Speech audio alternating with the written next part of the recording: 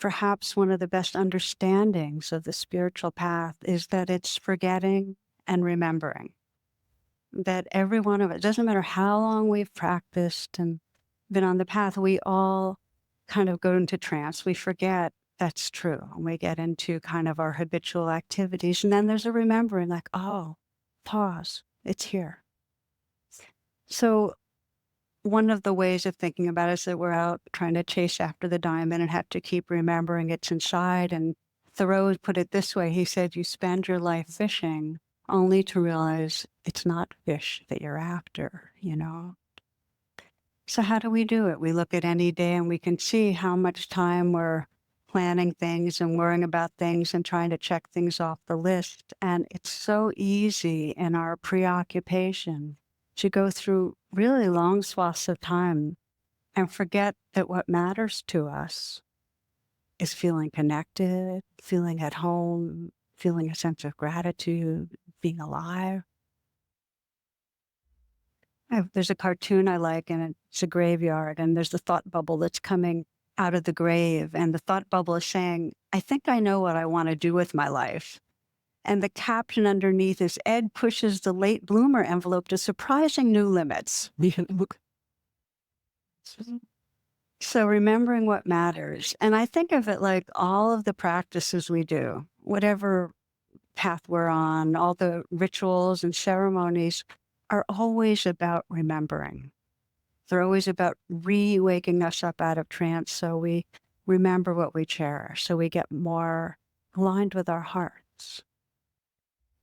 So tonight we're going to be exploring what are called the Three Refuges. It's also known as the Triple Gem, which are in the Buddhist tradition, the three pathways of remembering that are really kind of at the heart of the path. And interestingly, you'll find these same three pathways in many religions and many spiritual paths. And that's because they're archetypal. And you'll see what I mean by that in a bit. But each of these refuges or pathways has the power to wake us up from our narrative, our story about who we are that has that kind of limited sense of a self who's separate and usually deficient, and wake us up into a much more vast sense of the awareness and love that's here, each one of them. So let me just ask, because we're going to be doing a reflection. I'll be describing each of these pathways. We'll practice a little, and we're going to end with a ceremony. And I'm curious, how many of you have been part of this with us before doing the ceremony? Can I see by hands? Oh, great. Good. So for those of you that are new, I think you'll appreciate it, because I think of it as a living ritual. And I invite those of you listening to the podcast to join in. And we've also written out some of the guidelines to the reflections. For those of you that aren't here, you can get them on my website at tarabrach.com/true refuge, no spaces. I'll mention that again. So the three gateways.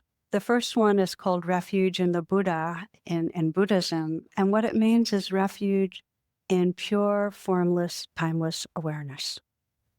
The second refuge is refuge in the Dharma, and that means refuge in truth and what's actually happening, this reality of moment-to-moment experience.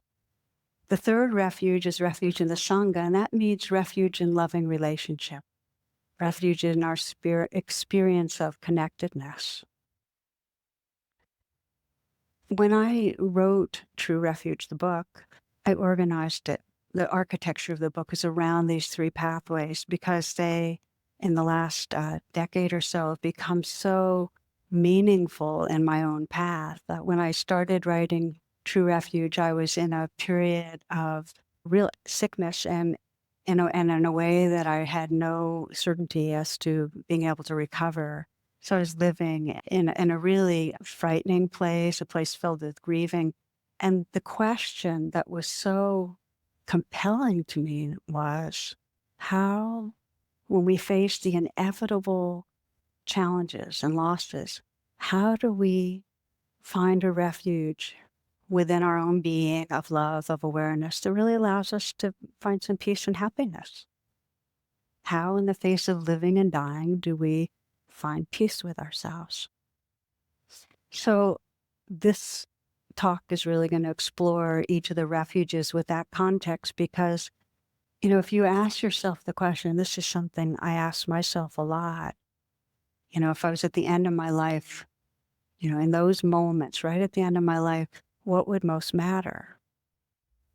And what comes to me as well, it would matter to really sense that timeless awareness that's beyond this body that's changing and going, just sensing something that's true, that I belong to, that's timeless, that awareness. And it would matter that I wasn't in trance, that I was really awake to this precious changing moments. That's the second refuge. And it would matter to feel loved, to feel that sacredness of connection with other beings. That's the refuge in sangha. And what I've become so clear to so many of us that are in this path and this practice is that what matters to us in the moments of right before we die is exactly what matters to us through our whole life. We don't have to wait. In fact, if we wait, we miss out. So that's kind of one of the invitations of our reflection tonight is don't wait. Take refuge. And when we say take refuge, we mean take refuge in what's really true and here.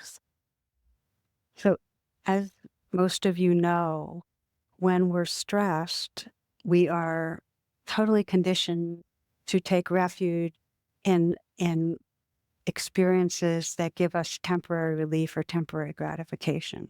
And it's natural, and I call it false refuge, but it's not in a derogatory way. It's in a way just to get that it helps just for a little while. It doesn't really bring the happiness or peace that we're seeking.